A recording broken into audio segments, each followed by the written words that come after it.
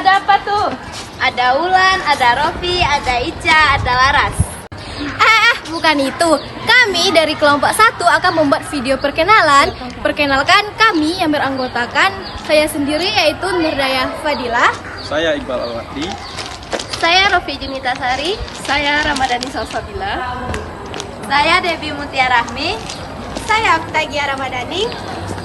Saya Lestari Feiza. Saya Ulan Suryanda. Saya Laras Putri Rustami. Pada video kali ini kami akan membahas tentang tokoh-tokoh ulama yang terkenal di Nusantara seperti Hamzah Al-Fansuri dan Syekh Nuruddin Al-Raniri. Ada Syekh Abdul Rauf dan Syekh Yusuf Abdul Hasim.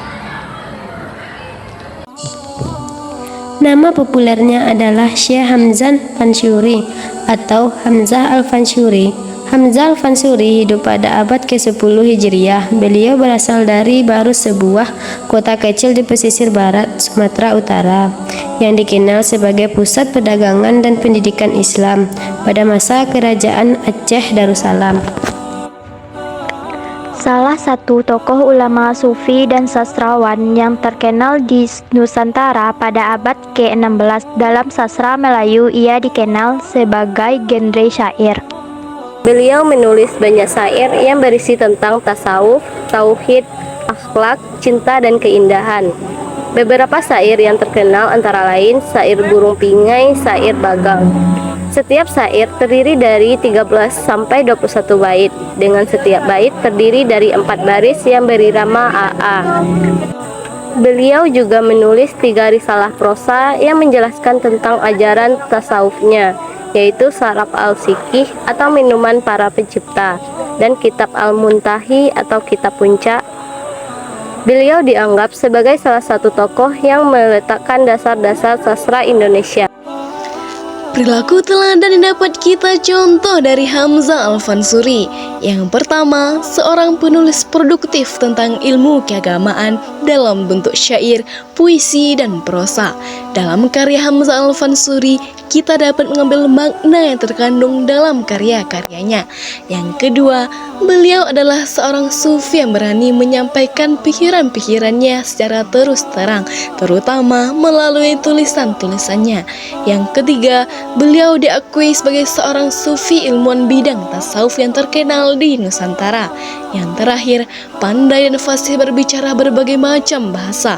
Jika kita menguasai banyak bahasa, sangat mempermudah kita dalam berkomunikasi dimanapun dan dengan siapapun. Nuruddin Al-Raniri. Nuruddin Al-Raniri atau disebut juga Syekh Nuruddin Al-Raniri adalah ulama penasehat Kesultanan Aceh pada masa kepemimpinan Sultan Iskandar Tsani atau Iskandar II. Syekh Nuruddin diperkirakan lahir sekitar akhir abad ke-16 di kota Ranir, India. Pada mulanya, Nuruddin Al-Raniri tinggal di Ranir, tempat kelahirannya. Di sana, ia mengenyam pendidikan pertamanya. Setelah itu, Al-Raniri melanjutkan sekolahnya ke Hadramaut. Saat masih berada di tempat asalnya, Al-Raniri memang sudah kaya akan ilmu agama. Pengetahuan mengenai ilmu agama yang dikuasai Al-Raniri tentu tidak terlepas dari peranan para gurunya. Salah satunya adalah Abu Nafs Syed Imam bin Abdullah bin Syaiban. Nafs Syed Imam bin Abdullah bin Syaiban adalah seorang guru tarekat Rifaiyah keturunan Hadramaut, India. Dalam perkembangannya, Al-Raniri dikenal sebagai ulama yang sangat keras dalam melawan doktrin-doktrin bertentangan dengan keyakinannya. Buktinya, sewaktu di India, Al-Raniri berani menantang keras agama baru di India yang disebut sinkretis, yaitu sebuah agama perpaduan antara Islam dan Hindu.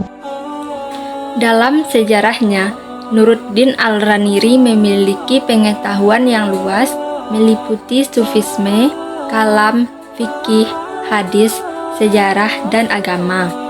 Selama masa hidupnya, Al-Raniri telah menghasilkan kurang lebih 29 kitab yang ia tulis sendiri. Salah satu kitab terkenal yang ditulis oleh Nuruddin Al-Raniri adalah Kitab Bustanus Salatin. Kitab Bustanus Salatin ini menjadi salah satu peninggalan kerajaan Aceh.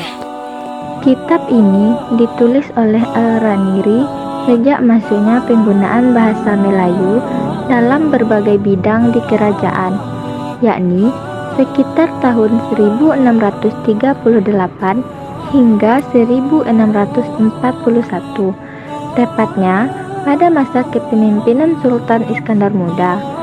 Bustanus Salatin sendiri berarti Taman Raja-Raja. Secara garis besar, kitab Bustanus Salatin yang terdiri 7 bab ini berisi tentang penggambaran kehidupan kerajaan Aceh pada abad ke-16 hingga abad ke-17. Thank you for watching.